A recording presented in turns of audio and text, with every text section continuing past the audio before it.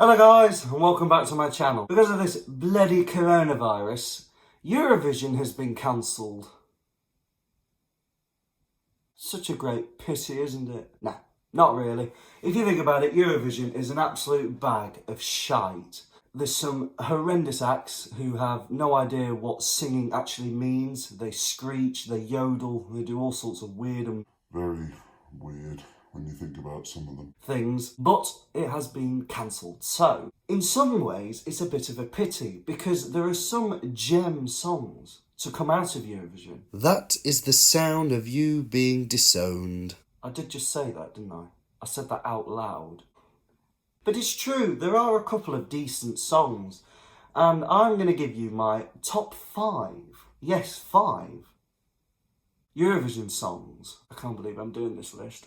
Anyway, let's do it. So at number 5, we have I Can by Blue. Now this was the United Kingdom's entry in 2011. I can remember the first time I got introduced to Eurovision was at primary school, and it was in 2011, in year 6. We'll all remember this, those of us that were in my year. And I remember listening to that song and I was like, oh, this is quite catchy actually. And when you listen to it back now, you go, that's actually not a bad song. And I do quite like it. I mean, it's quite a motivational sort of song, that sort of thing. Unfortunately, Blue didn't do that well. They only came 11th, but they were built up to be like, oh, we're going to win it this year. But because Europe hates us, we didn't.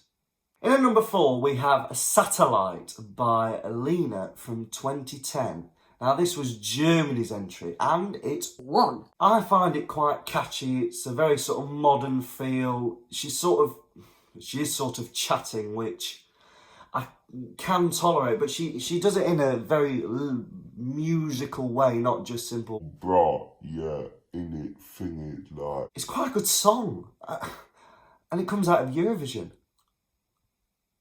I do really like that entry. She actually performed the next year as well and did a song called Taken by a Stranger, which was also a good track. So, obviously, from these two, there is some talent within a lot of absolute crap. It's catchy, it's feel good, and it's Eurovision-tastic, really. Although, if you do listen to the lyrics, there's only one way to describe them. Wank. In at number 3, we have Like a Puppet on a String by Sundy Shore. Ladies and gentlemen, at this point, Tom completely forgot anything about Sundy Shore or Like a Puppet on a String. He shall soon be back in a jiffy, thank you. Nobody noticed, it's fine. Carry on, go on. Now this was our entry, the UK's entry back in 1967, and we won. I think that's pretty much common knowledge, Tom. I just think it's quite a cute sort of song, really. I think it's catchy, it's very well, she's a brilliant singer, and it was one of those occasions when the Eurovision winner was a good song. It has happened a few times, but not often enough. And, most importantly, it was the first time ever the UK won. And we've had 5 wins altogether. I knew that, honest. And to say that there's a lot of block voting that goes on in Eurovision. I think 5's not a bad number. What an unprepared prick. In at number 2, we have my favourite UK winner. And that was 1997, the last time we won Eurovision. And it was Katrina and the Waves with Love Shine a Light. Very, very rarely. In fact, I think it's the only one of any song from Eurovision that brought me to tears. What a wet wipe. I said that out loud as well, didn't I? It's such a beautiful song.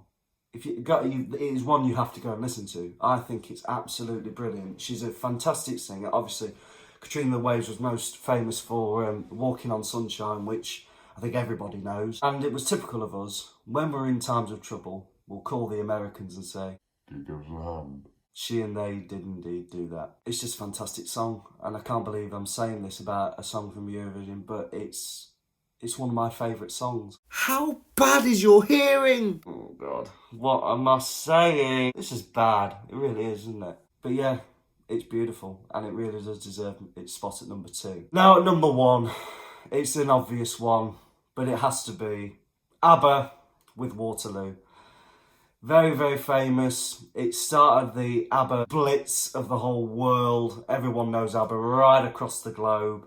One of the most famous bands there's ever been. With a lot of very crap songs, one has to say. But, of course, the thing is, with all of the songs from ABBA, they're all very catchy.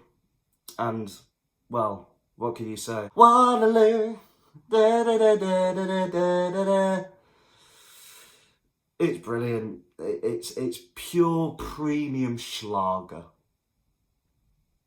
Go and have a look what Schlager is. You'll see what I mean. So, that's my top 5. A very short video, because I don't want to dwell too much on Eurovision, because 95% of any music that comes from Eurovision is an absolute bag of crap, manure, shit that I would have to scrape off my shoe with a shovel. It's amateurish, it's more for comedy, a lot of people don't take it seriously, but on occasion, it's bloody good.